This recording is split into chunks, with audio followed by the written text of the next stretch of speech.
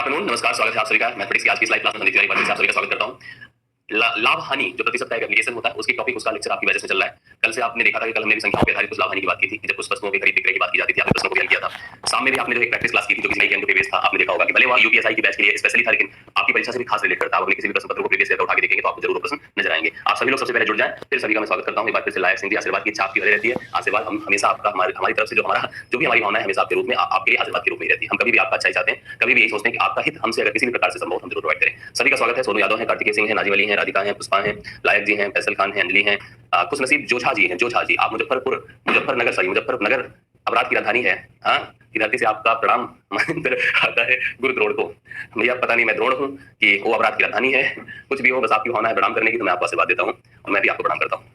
चलिए, सभी का स्वागत है। सरिता देवी, अंजलि तिवारी, अनिता मिश्रा, मनीष कुमार, सुशील त्रिपाठी, कल्पना कुमारी, शीतल बांसवर। आज के इस लेक्चर में हम लोग जो है लाभ हानि के एक महत्वपूर्ण पड़ाव को, एक महत्वपूर्ण टॉपिक को यहाँ पर कवर करेंगे। आप सभी लोग सीरियस होकर के पेन कॉपी उठा करके अपने नोट्स को बनाने की प्रक्रिया में आइएगा और यहाँ से हम लोग प्रॉपर आज के लेक्चर को कंटिन्यू करेंगे। बात मैं कर रहा हूँ लाभ हानि को, बार बार मैं आपको एक्सप्लेन कर रहा हूँ कि लाभ हानि क्या है और कौन लाभ हानि में मेनली पार्टिसिपेट करता है, कौन लाभ हानि बेसिक रूप से अप्रोच करता है या पाता है। आपने बार बार इन शब्दों को मेरा सुना कि भाई दो चीजें अगर इन्वॉल्व है, वस्तु का क्रय मूल्य, अगर दो चीजें इन्वॉल्व है अर्थात वस्तु का क्रय मूल्य और वस्तु का विक्रय मूल्य, तभी जाकर के लाभ और हानि होता है। अर्थात एक दुकानदार जो है वही लाभ हानि में पार्टिसिपेट करता है। उसी दुकानदार की जो इतनी भी स्थितियां हैं, मैं उन्हीं सारी चीजों को आपके सामने एक्सप्लेन कर रहा हूं। ध्यान से सुनिएगा। कल हमने जैसे आपको पिछले लेक्चर्स में कल परसों में मिला के जो बताया, उसमें मैंने बताया कि जब कोई दुकानदार क्या करता है, कुछ वस्तुएं खरीदता है और उनमें से कुछ वस्तुओं को जैसे वो बंडल में सामान को इकट्ठा थोक के भाव में खरीद के लाए और उसका बंडल बना ले, थोड़ा थोड़ा करके चीजों को बेचे, तो आपने देखा था कि जब वह ज्यादा वस्तुएं कम में खरीदता था और कम वस्तुएं ज्यादा में बेचता था तो उसे लाभ होता था। इस बात को दिमाग में सेट कर लीजिए। आज हम लोग उसी चीज को यहाँ पर थोड़ा सा बहुत वस्तुओं पर नहीं, केवल दो वस्तुओं पर बात करेंगे। एक दुकानदार आप जानते हैं कि दो वस्तुओं का क्रय विक्रय करता है और हमारी परीक्षाओं में दो वस्तुओं के क्रय विक्रय के ऊपर जितने भी प्रश्न बन सकते हैं उन सबसे रिलेटेड प्रश्न हमारी परीक्षाओं में जरूर आते हैं। हेडिंग आप लोग कॉपी में लगाइएगा कि दो वस्तुओं के क्रय तथा विक्रय, दो वस्तुओं के क्रय तथा विक्रय पर आधारित, दो वस्तुओं के क्रय तथा विक्रय पर आधारित, दो वस्तुओं के क्रय तथा विक्रय पर आधारित। ध्यान से देखिएगा, दो वस्तुओं को प्लीज आप लोग समझने की कोशिश करिएगा। दो वस्तुओं को दुकानदार एक बार देखिए ध्यान से, जैसे मान लीजिए कोई फर्नीचर का सेलर है, दुकान विक्रेता है, वो फर्नीचर अपने यहाँ कुर्सी भी रख रहा है, मेज भी रख रहा है। जैसे कोई पेन कॉपी बेचने वाला दुकानदार है, पेन भी बेच रहा है, कॉपी भी बेच रहा है। तो अब वह दोनों समय, जैसे कि जब खरीद रहा था और बेच रहा था, दोनों समय उसने फील किया होगा। कभी कभी आप जैसे कहीं दुकान पे जाइए तो आप देखते हैं कि हर सामान एक ही दाम पर मिलता है, आपको लगा रहता है सेल की हर सामान एक ही रेट पर, 50 रुपए 100 रुपए जो उसने लगा जो मर्जी सब सारे सामान। जैसे कभी किसी मेले में जाइए तो सारे खिलौने एक ही रेट में मिल जाते हैं एक दुकान में। वही स्थिति यहाँ पर है कि दो वस्तुओं के क्रय विक्रय की बात की जा रही है। दुकानदार हो सकता है जब खुद खरीद रहा था तो उसने समान दाम पे किया हो दोनों वस्तुओं के लिए, या जब खुद बेचा तो समान दाम उसने लिया ग्राहक से, अर्थात उसने समान दाम में बेचा और समान दाम में खरीदा। तो इसकी दो स्थितियां बनेगी, समान दाम में बेचने की बनेगी, समान दाम में बेचा जाए, दो वस्तुओं को समान दाम में बेचा जाए। पहली स्थिति हम लोग यहाँ पर ले रहे हैं, बेचा जाए। आप लोग अपनी कॉपी में ऐसे ही बना लीजिएगा। और समान दाम में खरीदा जाए, यहाँ पर दो स्थिति बनेगी, समान दाम में खरीदा जाए। समझने की कोशिश करिएगा आप सभी लोग, तो आप सारी बातों को रिलेट कर पाएंगे, स्पष्ट कर पाएंगे। हमने कहा दो वस्तुओं के क्रय विक्रय पर दो सिचुएशन बनेगी। दोनों वस्तुओं को दुकानदार समान दाम में बेचने की प्रक्रिया में लगा सकता है, अपनी दुकान रख करके उसने दोनों वस्तुओं को समान दाम पर हमें बेचा है, ग्राहक को हमको हमने उससे परचेज किया, या दोनों वस्तुओं को उसने ही समान दाम में खरीदा था और अलग अलग दामों पर बेचा था। ये स्थिति। आज देखिए, जब मैं इस लाइन को यहाँ पर पढ़ रहा हूँ तो मैंने समान दाम में बेचने की बात की, खरीदने की बात नहीं की। यहाँ पर दोनों को समान दाम में हो सकता है खरीदा हो सकता है ना खरीदा, उससे हमसे कोई अर्थ मतलब नहीं है। हमसे मतलब यह है कि दोनों वस्तु अभी उसने मुझे समान दाम में बेचा। अर्थात अगर मैं उसके यहाँ पेन कॉपी लेने गया तो उसने जिस रेट पे मुझे पेन दिया उतने ही रेट पर मुझे कॉपी दी, जिसको कहते हैं समान दाम में उसने बेचा। खरीदने का अर्थ है कि अगर उसने पेन और कॉपी को दोनों को समान दाम में खरीदा होता है तो खरीदने की बात हो गई। अब इस स्थिति को अगर हम पहला मान लें और यहीं से हम टॉपिक की शुरुआत करें, तो जब वह दो वस्तुओं को समान दाम में बेचेगा तो उसको तीन स्थितियां फेस करने को मिलेगी। मैं आपको समझा रहा हूं, ध्यान से देखिएगा। तीन स्थितियां वह फेस करेगा। दोनों पर उसे लाभ हो सकता है, दोनों पर लाभ हो सकता है। जैसे बेचने के दौरान क्या होगा, दोनों को जब उसने फाइनली ऑब्जर्व किया तो पता चला उसे दोनों पर लाभ हुआ है। दूसरी स्थिति हो सकती है दोनों पर हानि हो सकती है, दोनों पर क्या हो सकती है, हानि, अर्थात वह दोनों वस्तुओं को हानि पर बेचा। तीसरी स्थिति होती है कि एक पर लाभ तथा दूसरे पर हानि हो सकती है, देखिए ये हमने बताया आपको तीन सिचुएशन यहाँ से फिर से रिलेट करेंगी कि अगर उसने दो वस्तुओं को समान दाम पे बेचा है तो उसे दोनों पर लाभ हो सकता है, दोनों पर हानि हो सकती है, एक पर लाभ तथा दूसरे पर हानि हो सकती है। इसमें भी दो सिचुएशन आएगी कि जो लाभ प्रतिशत होगा वह हानि प्रतिशत के बराबर भी हो सकता है, और दूसरी स्थिति होगी कि लाभ प्रतिशत जो होगा वह हानि प्रतिशत के बराबर नहीं भी होगा। दोनों बातें आपको दिखेंगी। मतलब जब एक पर लाभ तथा दूसरे पर हानि होगी, हो सकता है लाभ प्रतिशत और हानि प्रतिशत दोनों सेम हो जाए, या हो सकता है दोनों सेम ना रहे। तो दोनों तीनों परिस्थितियां हम लोग अलग अलग करके फेस करेंगे। अब मैं आपकी इस लेक्चर की कंटिन्यूटी दो वस्तुओं को समान दाम में बेचने से शुरू करने जा रहा हूं। ऐसे ही आप लोग यहाँ पर नोट कर लीजिएगा अपनी कॉपी में, नोट्स में पहले पार्ट में यहीं से मैं चीजों को एक्सप्लेन करने जा रहा हूं। मेरे ख्याल से आप मेरी बातें सुन पा रहे हैं, समझ पा रहे हैं। किसी को प्रॉब्लम हो तो प्लीज बताएं। हाँ चलिए, मुझे लग रहा है कि आप सब क्लियर कर पा रहे हैं। हाँ चलिए, बिल्कुल हाँ। तो मैं बात कर रहा हूं दो वस्तुओं के समान दाम में बेचने पर आधारित। जब ध्यान से देखिएगा, जब दो वस्तुओं को समान दाम में बेचा जाए, ये स्थिति है जब दो वस्तुओं को समान दाम में बेचा जाए। तो देखिए प्रश्न कैसे बनेंगे इसमें। अब यहाँ पर तीन सिचुएशन है, हम तीनों को लेंगे, अलग अलग करके यहाँ पर एक्सप्लेन करेंगे। आप सबसे पहली कंडीशन को प्रश्न के माध्यम से लीजिएगा। एक दुकानदार किन्हीं दो वस्तुओं को समान दाम में बेचा। आप लोग अपनी कॉपी में लिखिएगा, समान दाम में बेचा। मैंने कहा कि एक प्रश्न है, एक दुकानदार ने किन्हीं दो वस्तुओं को समान दाम में बेचा। पहले पर ध्यान से देखिएगा, पहले पर उसे उसे 20% का लाभ हुआ, 20% का लाभ हुआ। दूसरे पर उसे 20% की हानि हुई, 20% की हानि हुई। मैंने कहा पहले पर उसे 20% का लाभ हुआ, दूसरे पर उसे 20% की हानि हुई। इस पूरे व्यवसाय में उसे कुल कितने प्रतिशत का कुल प्रतिशत लाभ या हानि बताएं। उसे कुल कितने प्रतिशत का लाभ या हानि हुआ या मुझे बताना है। आप देखिए ध्यान से, मेरी बात को आप लोग समझ गए होंगे। यह कौन सी स्थिति है? यह वाली स्थिति है। कौन सी? जब उसने दो वस्तुओं को समान दाम में बेचा, दोनों वस्तुओं पर एक पर लाभ हो रहा था, दूसरे पर हानि हो रही थी। लाभ का प्रतिशत हानि के प्रतिशत के अगर बराबर है, जो स्थिति हम लोग फेस कर रहे हैं, लाभ का प्रतिशत अगर हानि प्रतिशत के बराबर है। आप इस समय की स्थिति को फेस करें इस प्रश्न के माध्यम से। आप देखिए इस प्रश्न का हल हम कैसे कर पाएंगे। अगर यहाँ पर जब भी कोई इस तरह की बात आए, आप देख पा रहे हैं यहाँ पर दो वस्तुओं को समान दाम में बेचा गया है और मैंने देखा कि लाभ परसेंट बराबर हानि परसेंट है, लाभ परसेंट बराबर हानि परसेंट है। स्थिति क्या रही होगी, पूरा डिटेल इसका समझिएगा आप सभी लोग ध्यान से। डिटेल कुछ ऐसे समझिए कि दुकानदार रहा होगा, पहले दो वस्तुओं को खरीदा रहा होगा, CP1 CP2, मतलब यहाँ पे पेमेंट किया होगा, यहाँ पे उसने पेमेंट किया, लाके उसने बेचा SP1 SP2।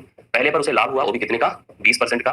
दूसरे पर उसे हानि हुई, वो भी कितने परसेंट की? 20% की। 20% का पहले पर लाभ हुआ, दूसरे पर उसे 20% की हानि हुई। मुझे निर्धारित करना है कि इस पूरे प्रोसेस में, इस पूरे व्यवसाय में उस दुकानदार को कुल कितने प्रतिशत का लाभ या हानि हुआ।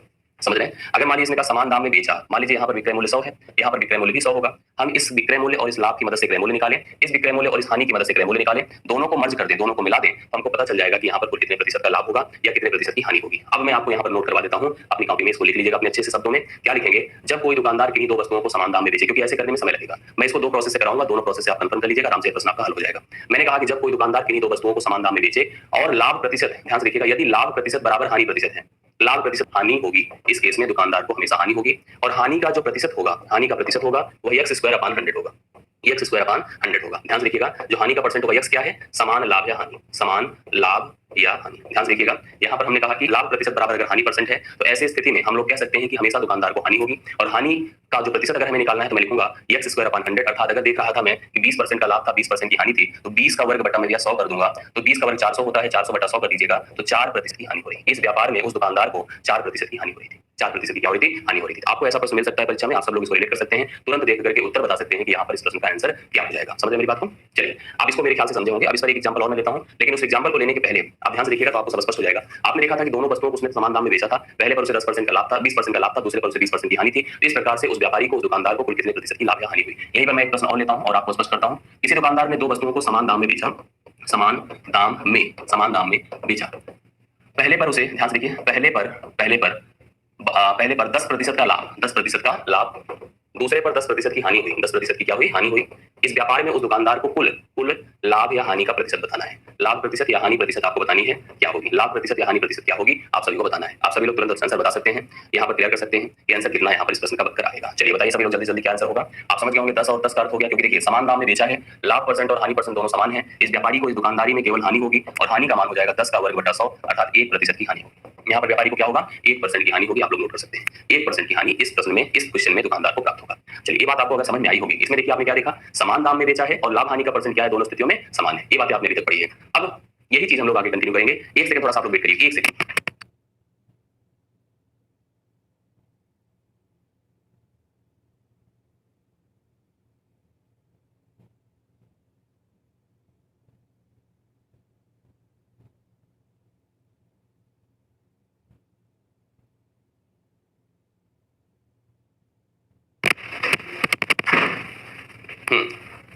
चलिए, बिल्कुल परेशान ना होइए, सभी तरह के प्रश्न होंगे और अच्छे से होंगे, प्रॉपर वे में क्लियर करिए। मैंने कहा दो वस्तुओं को समान दाम में बेचा, यदि लाभ परसेंट बराबर हानि परसेंट है, तो ऐसी दशा में व्यापारी को हमेशा हानि होगी और हानि का मान जो होगा वह क्या हो जाएगा? हानि का जो प्रतिशत होगा वह आपका उसका वर्ग बटा 100 कर दिया करिए। इस तरह से आप लोग हल कर सकते हैं। अब यहीं पर मान लीजिए प्रश्नों का तरीका कुछ ऐसे हो जाए। प्रश्न ऐसे कुछ पूछा गया, एक दुकानदार ने किन्हीं दो वस्तुओं को समान दाम में बेचा, ध्यान से सुनिएगा और उत्तर बताइएगा। समान दाम में बेचा, समान दाम में बेचा। पहले पर उसे, ध्यान से देखिएगा, पहले पर 20% का लाभ, पहले पर 20% का लाभ, दूसरे पर उसे 10% की हानि हुई, 10% की हानि हुई। पहले पर उसे 20% का लाभ तथा दूसरे पर उसे 10% की हानि हुई। इस पूरे व्यापार में उस दुकानदार को कुल लाभ या हानि का प्रतिशत बताना है, लाभ या हानि का प्रतिशत बताना है। प्रश्न आपके सामने है, एक दुकानदार ने किन्हीं दो वस्तुओं को समान दाम में बेचा, पहले पर उसे 20% का लाभ हुआ था, दूसरे पर उसे 10% की हानि हुई थी। आप सभी लोग इस प्रश्न को हल करिए और मुझे बताइए। मनोज जी बता रहे 12% लॉस, वंदना पांडे 8%, राजवर्धन 8% प्रॉफिट, अभिषेक यादव 8% प्रॉफिट, अभिषेक विमलेश बताएं। जो लोग और बता सकते हैं प्लीज बताएं, प्लीज बताएं। 8% देखिए लगभग सभी लोग उत्तर में बता रहे हैं, जो कि आप सभी लोग अपने विवेक से, अपने हिसाब से उत्तर कर रहे हैं। और मैं आपको बताऊं कि आप कैसे कर रहे हैं। आप लोग ऐसे कर रहे हैं, आपने जो है लिखा है 20 जो लाभ है, -10, माइनस कुछ लोगों ने लिखा है 20 × 10 बटा 100, मतलब यह प्रोसेस आपने लगाया है जिसमें से 10 आया होगा, 2 कट करके 2 घटा होगा, तो आपके हिसाब से 8% का लाभ आ रहा है। और अधिकतर लोग यही उत्तर में दे रहे हैं कि 8% का लाभ इस प्रश्न में आएगा, जो कि पूर्णतया गलत है। क्या है? गलत है। 8% का लाभ नहीं हो सकता। अब आप देखो क्यों नहीं हो सकता, पहले इसको वॉच करिए, जज करिए। पहले मैं प्रैक्टिकली आपको समझाऊं कि गलती क्या है, फिर इस गलती को सही कैसे करेंगे, और जो मैंने अभी बताया है, जो भी मैं यहाँ पर जितने टॉपिक ले रहा हूँ समान दाम में बेचने की, उन सबको हल करने का केवल एक तरीका मैं बताऊंगा। मैं केवल एक तरीका बताऊंगा, उसी से आप उसको अप्लाई करिएगा। ध्यान से सुनिएगा। देखिए जितने लोगों ने जैसे 8 बताया ऐसे ही कैलकुलेट किया होगा, उनको लगा होगा कि 20% का प्रॉफिट है, 10% की हानि है, 20 से 10 निकला 10 हुआ, 20 गुणे 10 कर दिया 200 बटा 100 कर दिया, तो 2 घटा दिया तो उत्तर आपको मिल गया। तो आप सभी लोग जो बताए हैं वो सभी लोग गलत बताए हैं। मैं आपको समझाने की कोशिश कर रहा हूँ, ध्यान से देखिएगा। पहली चीज सोचिए, दोनों का विक्रय मूल्य समान है। मैं जनरल यहाँ पर थोड़ा डिस्क्राइब कर रहा हूँ चीजों को, आप प्लीज सभी लोग नोटिस करिए। क्या अगर आपके हिसाब से जो 8 आया सही है, मान लीजिए इसका विक्रय मूल्य 100 था, इसका भी 100 था, क्योंकि विक्रय मूल्य समान है। यहाँ पर लाभ था, वो भी कितने का, 20% का। तो क्रय मूल्य क्या होगा पता है, क्रय मूल्य हो जाएगा, जो नियम होता है, अगर विक्रय मूल्य दिया है, लाभ का परसेंट दिया है, तो रूल होता है तुम्हारा क्रय मूल्य निकालने का कि 100 गुणे 100 मतलब विक्रय मूल्य गुणे 100 बटा 100 प्लस प्रॉफिट 120 होगा। आप थोड़ा सा काट देंगे तो 1000 बटा 12 हो गया पहले का विक्रय मूल्य। यहाँ पर हानि हुई है, वो भी 10% की, हानि 10% की है, तो हम लोग लिख सकते हैं, यहाँ पर लिख सकते हैं दूसरा विक्रय मूल्य क्या हो जाएगा, 100 गुणे 100 मतलब रूल होता है, याद रखिएगा, जब विक्रय मूल्य दिया हो, मैंने आपको लिखवाया भी था रूल, बाद में फॉलो भले नहीं कराया था लेकिन लिखवाया था, बट आप क्या करेंगे 100 में 10 निकाल देंगे, 90 हो गया, 1000 बटा 9 हो गया। 1000 बटा 9 है, 1000 बटा 12 है, ये दोनों का क्रय मूल्य है और ये दोनों का विक्रय मूल्य है। विक्रय मूल्य आप देख रहे हैं तो 200 है जुड़ करके, और क्रय मूल्य आप देखिए तो कितना है, क्रय मूल्य आपका अगर जोड़ दिया तो 9000 12000 21000 बटा 12 9 108 है। ध्यान से देखिएगा, अगर हम इसको जोड़ दें तो 9000 12000 12 9 21000 बटा 108 है, ये हमारे पास इसका क्या है, क्रय मूल्य है। अब अगर आप थोड़ा सा सॉल्यूशन करिए और चेक करिए कि कौन बड़ा है कौन छोटा है, जैसे 200 है, अब यहाँ पर हमने देखा कि विक्रय मूल्य 200 है। अगर हम 200 को देखिए, हम समझ रहे हैं विक्रय मूल्य ज्यादा तो है, विक्रय मूल्य ज्यादा है, हम 200 में से अगर हम घटा दें 21000 बटा 108 को, तो आपको पता चलेगा जो अमाउंट आएगा वो आपको 8% तो नहीं दे पाएगा। और मैं कह रहा हूं कि प्रोसेस जो तरीका बताया जा रहा है बिल्कुल से ऑथेंटिक नहीं है, आप कर भी नहीं पाएंगे, कभी नहीं कर सकते, मैं आपको श्योर कर रहा हूं। आप घर पे अगर रियलाइज करना हो तो इसको कर लीजिएगा, आपको एहसास हो जाएगा कि आप कितना टफ क्वेश्चन कर रहे हैं, और इस तरह से इस प्रश्न का हल नहीं किया सकता। मतलब आप करके देखिएगा, इसमें से इसको घटाइए, देखिए हम गुणा करके आपको दिखा भी देते हैं, ये 216 हो जाएगा और 2 जीरो बढ़ जाएगा, इसमें से भी अगर 21000 में घटाता हूं, डिवाइड बाई आप 108 देख ही रहे हैं, 600 आएगा, 600 होगा गुणे बटा 108 है, गुणे 100 करेंगे बटा क्रय मूल्य करेंगे, क्रय मूल्य आपके पास देखिए 108 ऊपर चला गया, नीचे आपका 21000 आया, इकट्ठा ये खत्म हुआ, तो मतलब देखिए 3 जीरो खत्म हुए, तो मतलब उस तरह से उत्तर नहीं आ रहा जितना हम लोग चाहते थे। ठीक है, तो मेरी बातों को आप समझिएगा। तो 8 तो फिलहाल बिल्कुल नहीं आएगा, 8 तो बहुत दूर की चीज है। इस तरह के सभी प्रश्नों का हल करने का मैं एक मीडियम में तरीका बता रहा हूं, आप लोग ध्यान से देखिएगा, उसी प्रोसेस को आप लोग अप्लाई करिएगा। आप एक टेबल बनाइए, यहाँ लिखिए क्रय मूल्य, यहाँ लिखिए विक्रय मूल्य। अभी जो पुराना हम लोगों ने किया था ना, जिसमें 20% के लाभ हानि की बात थी, वो अभी वही चीज था। यहाँ पर समझिए, आपने वस्तु को 2 समान दाम में बेचा है, पहले पर आपने 20% का लाभ लिया है। प्लीज मेरी बात को आप ध्यान सुनिएगा सब लोग। 20% अर्थात होता क्या है, 1/5। 1/5 अर्थात ये समझ में आ गया होगा कि 5 का सामान 1 बढ़ाकर 6 में बेचा गया है। 5 का सामान 6 में बेचा गया है, पहले हमने अगर 20% का लाभ लिया है तो 5 के सामान को हमने 6 में बेचा है। ठीक है, फिर दूसरा क्या है, 10% की हानि है। 10% की अगर हानि है तो 10 का होता है 1/10, मतलब 10 के सामान को 1 कम करके 9 में बेचा गया है। ध्यान से सुनिएगा, आपने दो बार देखिए, दो वस्तुओं को आपने समान दाम में बेचा है, पहले पर 20% का लाभ हो रहा है, 20% अर्थात 5 के मूल्य की वस्तु को 1 बढ़ाकर 6 में बेचा गया है, 10% की हानि हो रही है, अर्थात 1/10 होता है, जिसमें 10 के मूल्य की वस्तु को 1 घटाकर 9 में बेचा गया है। कितने में बेचा गया है, 9 में। पहली चीज इसको कंफर्म कर लीजिएगा सब लोग, ये प्रोसेस है, पैटर्न क्लियर हुआ कि नहीं हुआ। यहाँ एक क्रय मूल्य था, 5 के मूल्य की वस्तु को 20% अर्थात 1 बढ़ाकर 6 में बेचा गया है, लाभ क्यों भी हो रहा है। दूसरी बार विक्रय मूल्य देखिए, 10 की वस्तु की मूल्य वस्तु को 1 घटा के 9 में बेचा गया है। अब आपसे कहा गया है, क्या कहा गया है कि उसने वस्तुओं को समान दाम में बेचा था। क्या दोनों का विक्रय मूल्य समान है, नहीं है। ये 6 है तो ये 9 है, तो आपको इस समय दोनों के वस्तुओं के विक्रय मूल्य को समान करना होगा। समान करने के लिए अगर मैं इसमें 3 से गुणा कर दूं, इसमें 2 से कर दूं, तो 3 से गुणा करते ही यह मान 18 हो जाएगा और यह मान भी 18 हो जाएगा 2 से गुणा करने पर। अब देखिए दोनों का विक्रय मूल्य समान हो गया, लेकिन क्योंकि आपने इसमें 3 से गुणा किया इसलिए इसमें भी 3 से करना पड़ेगा, इसमें 2 से किया इसमें भी 2 से करना पड़ेगा। यह 15 होगा और यह आपका 20 होगा। क्या 15 हो गया, 20 हो गया। दोनों क्रय मूल्य क्या हो गए, देखिए 25 हो गए। दोनों विक्रय मूल्य देखिए क्या हो गए, 36 हो गए। देखिए इंक्रीज कितने का है, कितना बढ़ा है, आप सोचकर बताइए। साफ साफ देखने से समझ में आ रहा है कि 25 11 36 होता है। 11 गुणे 100 बटा आप 25 कर दीजिए, 11 गुणे 100 बटा आप क्या कर दीजिए, 25 कर दीजिए। ध्यान से समझने की कोशिश करिए, मैंने कहा था, पूरी बात ध्यान सुनिएगा, 20% का लाभ था, 1/5 होता है, 5 के मूल्य की वस्तु को 6 में बेचा गया है। 10% की हानि, 10 के मूल्य की वस्तु को 1 घटाकर 9 में बेचा गया है। फिर बात को सुनते जाइएगा, समझते जाइएगा। ये 6 था, ये 9 था, दोनों का विक्रय मूल्य समान था। विक्रय मूल्य समान करने के लिए अगर हम इसको 3 से गुणा कर देते 18 हो जाएगा, इसको 2 से गुणा कर देते अभी आपका क्या हो जाएगा, 18 हो जाएगा। आप समझने की कोशिश करिएगा, आप समझने की कोशिश करिएगा। यहाँ पर हमने जैसे 3 से गुणा किया, इसमें गलती से हमने 25 लिखा भी है, 35 होगा। क्या होगा, 35 होगा।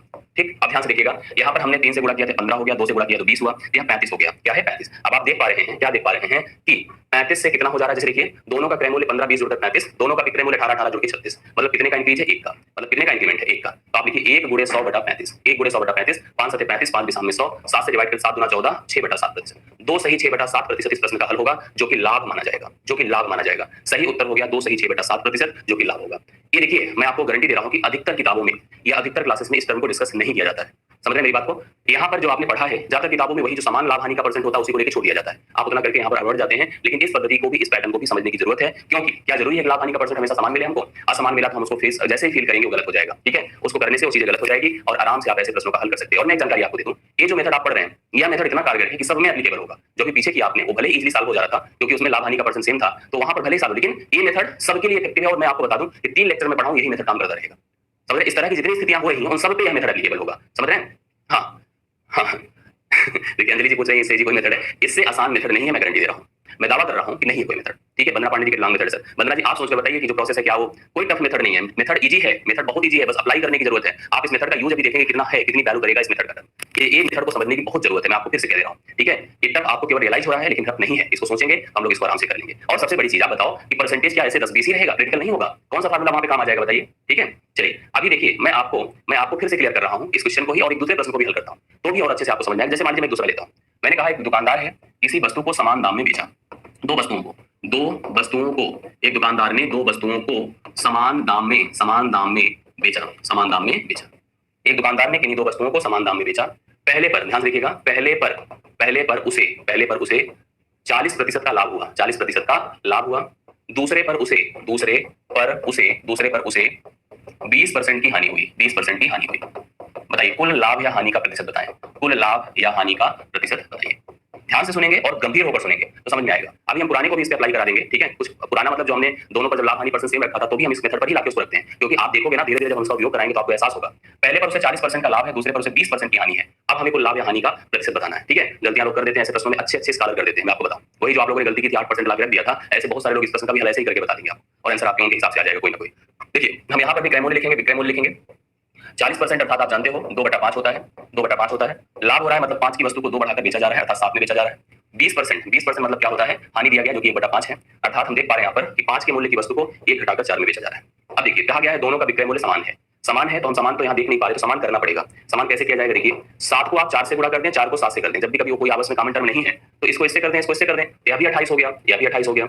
ठीक है, बराबर हो गया दोनों।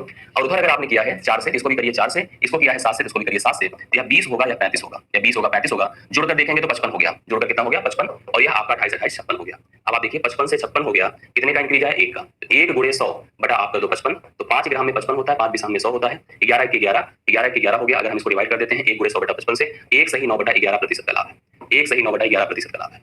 ठीक है, ये आप इस प्रश्न का हल कर सकते हैं, 20/11 बता सकते हैं, 1 सही 9/11% का लाभ आप बता सकते हैं इस प्रश्न के लिए। ये मेरे ख्याल से आपको समझ में धीरे धीरे आने लगेगा। यह प्रश्न टफ है लेकिन इन प्रश्नों को हल करने का ये सबसे अच्छा और कारगर तरीका, ये बात मानकर चलिए। इस मेथड की ऑथेंटिसिटी को ऐसे भी पहचान कर सकते हैं, जैसे जो हमने सबसे पहला प्रश्न कराया, देखिए ध्यान से, जिसमें लिखा था कि 20% का पहले पर लाभ है, दूसरे पर 20% की क्या है, हानि है। जब दो वस्तुओं को समान दाम में बेचा गया था, दो वस्तुओं को समान दाम में जब बेचा गया था उस दौरान पहले पर 20% का लाभ हुआ था, दूसरे पर 20% की हानि हुई थी। हमें कुल लाभ हानि का प्रतिशत बताना था, लाभ या हानि का प्रतिशत बताना था। ये प्रश्न था आपका। इसमें आप सभी ने बिना किसी कंफ्यूजन के 4% की हानि बताया था, मैंने भी एक्सेप्ट कर लिया था, ये आपका आंसर आया था ना। हम अपने इस मेथड से भी इसको करने की कोशिश करेंगे, क्योंकि अब मुझे पता है कि जितनी भी स्थितियां जनरेट होगी, चाहे दोनों पर लाभ होगा, चाहे दोनों पर हानि होगी, चाहे एक पर लाभ हो दूसरे पर हानि हो, लाभ हानि का प्रतिशत समान हो या असमान हो, कुछ भी स्थिति हो, जो मेथड हम टेबल से बना रहे हैं, this method is the most effective in all the cases. सभी केसेस में पर्याप्त है, सबके लिए अच्छा काम कर रहा है। ध्यान से देखिएगा, हमने कहा 20, देखिए यहाँ पर मैं लिखूंगा क्रय मूल्य, यहाँ पर भी मैं लिखूंगा विक्रय मूल्य। 20% का लाभ था, आप जानते हैं 1/5 होता है, अर्थात आप ये समझ रहे हैं कि लाभ के लिए चीजें बढ़ जाती हैं। 5 के मूल्य की वस्तु को आप 6 में बेचेंगे, 5 के मूल्य की वस्तु को आप 1 बढ़ा के कितने में बेचेंगे, 6 में बेचेंगे। इसी तरह से 20% की हानि थी, यह भी 1/5 होता है, अर्थात आप समझ गए होंगे 5 के मूल्य की वस्तु को 1 घटाकर 4 में बेचेंगे। अब ध्यान से देखा करिए, क्योंकि विक्रय मूल्य समान है, हमें यहाँ पर विक्रय मूल्य समान तो दिख नहीं रहा, तो बराबर कैसे कर पाएंगे। अगर इसको मैं 2 से गुणा कर दूं, इसको मैं 3 से कर दूं, या 6 दूना 12 हो गया, या 4 3 12 हो गया, बराबर हो गया। इसको भी 2 से करना पड़ेगा तो 10 होगा, इसको भी 3 से करना, जो इसमें गुणा करेंगे वही बगल में करेंगे, जो इसमें करेंगे वही बगल में करेंगे, 15 हो गया। तो 15 10 कितना हुआ, 25 हुआ, 12 12 क्या हुआ, 24 हुआ। तो आप देख पा रहे हैं 25 से 1 घट गया, 25 से 1 घट गया, एक की कमी है, कमी जैसे होगी तुरंत हानि को दर्शाएगा। 1 गुणे 100 बटा आप क्या कर दीजिए 25, तो 25 होकर क्या हो गया 4, तो यहाँ से निश्चित हो गया था 4% की हानि। हालांकि यह प्रश्न इतना ईजी था कि हम लोग इसको ओरल आंसर कर सकते हैं, क्योंकि सीधा सीधा वर्ग करके आपको 100 से भाग देना होता था, तो मेरे ख्याल से ये आप आसानी से चीजों को समझ पाएंगे। अब देखिए, केवल चाहे लाभ हो, चाहे दोनों पर लाभ हो, चाहे दोनों पर हानि हो, हर प्रश्न को आप कवर कर सकते हैं इन मेथड से। देखिए मैं आपको दिखाता हूं, समझने की कोशिश करिएगा। एक और प्रश्न मैं लेता हूं, किसी दुकानदार ने दो वस्तुओं को समान दाम में बेचा, समान दाम में बेचा। ध्यान से अगर एक बार दो बार खूब आराम से, ऐसा नहीं कोई जल्दबाजी है, खूब आराम से एक दो बार खूब मन लगा के अगर आप पढ़ लेंगे तो आपको ये मेथड बड़ा कारगर नजर आएगा। हम बार बार इसलिए कहते हैं कि आपके अंदर भावना आए, इच्छा शक्ति आए, कि आप सीखने की जब प्रबल इच्छा शक्ति होती है ना तभी हम सीख पाते हैं। मन कहीं इधर उधर डाइवर्टेड रहता है ना तो हम लोग कभी कुछ सीख नहीं पाते। इसलिए हमेशा अपने आप को पॉजिटिव और कंसंट्रेट होकर रखा करिए कि आपको लगना चाहिए कि हमको सीखना जो बताया जा रहा है, दिस इज यही इफेक्टिव है, यही वैल्यू कर रहा है, हम इसी को अप्लाई करेंगे, यही सबसे बेस्ट है, ये मानकर चलिए। ठीक है, समान दाम में अगर किसी दुकानदार ने दो वस्तुओं को क्या किया है, बेचा है। चलिए, समान दाम में अगर किसी दुकानदार ने दो वस्तुओं को बेचा, पहले पर उसे 25% का लाभ था, पहले पर उसे 25% का लाभ था, दूसरे पर उसे 20% की फिर से लाभ था, मतलब इस पर भी लाभ था और इस पर भी लाभ था, तो निश्चित हो गया कि कुल पर उसे लाभ ही होगा। कुल लाभ का प्रतिशत बताएं, कुल लाभ प्रतिशत हमें बताइए, निर्देशित करिए कि कुल लाभ का प्रतिशत क्या होगा। चलिए बताइए आप सब लोग, यहाँ पर भी लिखिए क्रय मूल्य, यहाँ पर भी लिखिए विक्रय मूल्य, क्रय मूल्य और विक्रय मूल्य। चलिए हम देख रहे हैं कि पहले पर उसे 25% का लाभ था, 25% 1/4 होता है, अर्थात आप समझ गए होंगे कि 4 के मूल्य की वस्तु को 1 बढ़ाकर बेचेंगे तो 5 में बेचेंगे। ठीक है, 4 के मूल्य की वस्तु को 1 बढ़ाकर बेचिए, 5 में बिकेगा। 20% अर्थात 1/5 है, तो 5 के मूल्य की वस्तु को आप 1 बढ़ा के बेचेंगे तो 6 में बेचेंगे। कितने में बेचेंगे, 6 में। समझिए दोनों में लाभ हो रहा है, कुल पर लाभ हमें निकालना है। मैंने कहा 25% अर्थात क्या होता है, 1/4 होता है। 4 के मूल्य की वस्तु को 1 बढ़ाकर बेचेंगे 5 में बिकेगा।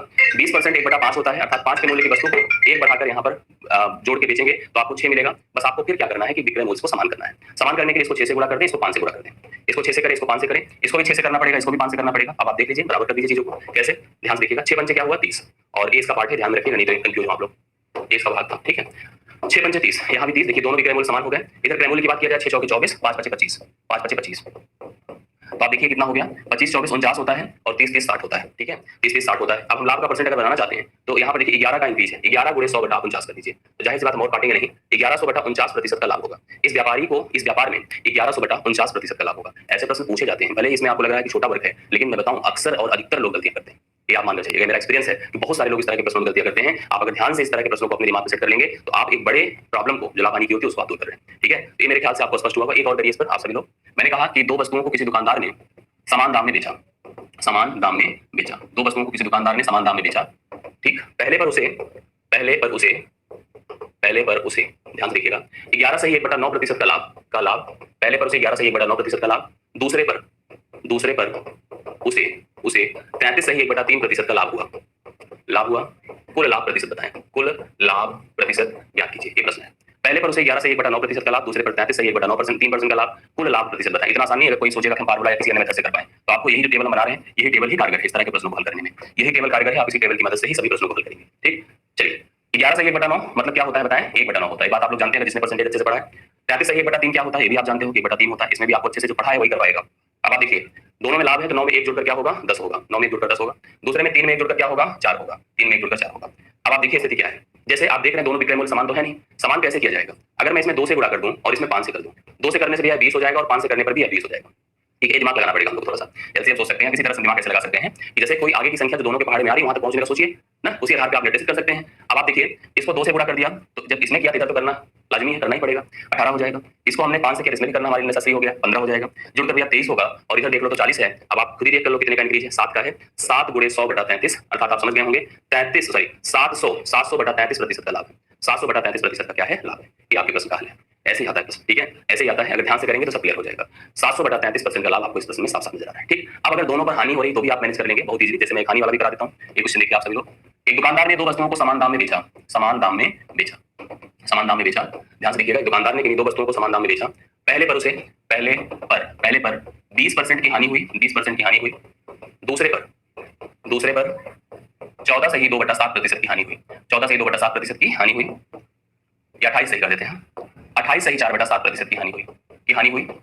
कुल हानि प्रतिशत बताएं, कुल हानि का प्रतिशत बताएं, ये प्रश्न है आपका। कुल हानि का परसेंट बताएं। एक और आपके सामने स्थिति है, पहले पर उसे 20% की हानि, दूसरे पर 28 से 4/7% की हानि, कुल हानि का प्रतिशत हमें बताएं। यहाँ भी लिखिए क्रय मूल्य, यहाँ भी लिखिए विक्रय मूल्य। 20% आप जानते हो 1/5 है, 28 से 4/7 जो है आपका कितना है, ये आपका 2/7 होता है। ये सब चीजें हम लोग को अगर पहले से क्लियर है ना तो टेंशन आधी खत्म है, आधी क्या पूरी खत्म है, ठीक। चलिए आ रहा है समझ में कि नहीं आ रहा है मुझे बताइए। आ रहा है तो आंसर दीजिए, तब तक मैं आप लोग कमेंट लेता हूँ। अनिरुद्ध कुमार सर आ रहा है, बहुत बढ़िया। इच्छा शक्ति है तो आएगा, मैं आपको 100% बता रहा हूँ। अगर सीखने की ललक है, बहुत जो लोग अपने को कमजोर ही फील कर बैठे हैं उनको नहीं आएगा। थोड़ा सा अगर ध्यान से समझेंगे और मन में रख लेंगे कि हाँ सीखना है मुझे, तो आप जरूर कर पाएंगे। अच्छा चलिए अच्छी बात है जगन मिश्रा जी। तो प्रयास यही रहता है कि आपको आपके जहन तक आपके जहन तक इस चीज को पहुंचाऊं। हर चीज को जैसे अपने से रिलेट कर अगर इंसान काम करता है ना तो उसको उसकी अच्छाई बुराई से पता लग जाती है, और अगर वो डेप्थ में है तो चीजें समझ पाता है, समझा भी पाता है, ठीक है। चलिए बहुत अच्छा सुशील जी और विनीता, नैन्सी, प्रज्ञा आ रहा है आंसर भी लोग आ रहा है। ऐसा नहीं है कि आप बड़ली बता रहे हैं, मुझे आंसर भी लोग बता रहे हैं, अच्छा लगता है देखकर। देखिए आप देखें तो यहाँ पर 20% अर्थात मैंने लिखा 5 है, 5 से 1 घट गया 4 होगा क्योंकि अभी दोनों में हानि है, 5 से 1 घटकर 4 होगा, 7 में 2 घटकर 5 होगा, दोनों में क्योंकि है हानि है यहाँ पर। अब आप देखो इस 4 को अगर हमें इसके दोनों को बराबर करना है, इसमें आप 5 से गुणा कर दो, इसमें 4 से कर दो, तो यहाँ भी 20 होगा, यहाँ भी 20 होगा, अच्छी बात है। इसमें 5 से किया इसमें भी 5 से करना पड़ेगा, इसमें 4 से किया इसमें भी 4 से करना पड़ेगा। देखिए क्या हो जाएगा, ये 25 हो गया और यह 28 हो गया, तो 25 28 53 होता है, 53 से 40 हो गया, 53 से क्या हो गया 40 हो गया, तो 13 की कमी हो रही है, 13 गुणे 100 बटा 53 कर दीजिए। तो उत्तर इस तरह के इसके क्रिटिकली हमेशा आएंगे 1300 बटा 53, 1300 बटा 53% की क्या हो रही है हानि हो रही है, यह इस प्रश्न का हल है। 1300 बटा 53% की हानि हो रही है, इस प्रश्न का हल है। इस प्रश्न का एप्लीकेशंस और प्रक्रिया में अगली क्लास में कंटिन्यू करूंगा, लेकिन कुछ प्रैक्टिस सीट मैं आपको भेजूंगा जिससे आप इसको रिलेट कर पाएंगे, इससे संबंधित प्रश्नों को हल कर पाएंगे। लेकिन रिवाइज कर लीजिएगा, मैं आप सभी से कहूंगा कि आप सभी लोग इस पूरे क्वेश्चन को लीजिएगा और 2 4 10 नंबर अपने मन से लीजिएगा, ऐसे ही टर्म्स लीजिएगा और अपने हिसाब से उत्तर करने की कोशिश करिएगा। मैं आपको सूचना दे देता हूं, आप सभी लोग समझ लीजिएगा। देखिए आज है 26 तारीख और 27 तारीख से 27 मार्च से 1 अप्रैल तक संस्थान होली की वजह से होली के सेलिब्रेशंस के लिए आप ऐसे कह सकते हैं, होली की वजह से संस्थान आपका क्लोज रहेगा। के पास नोट्स नहीं होते आपकी, बल्कि आपका टीचर आपके साथ रहता है। आप अपने टीचर्स को देखिए और अपनी पढ़ाई लिखाई को बराबर में कंटिन्यू करिए। होली का त्योहार एक बड़ा त्योहार है।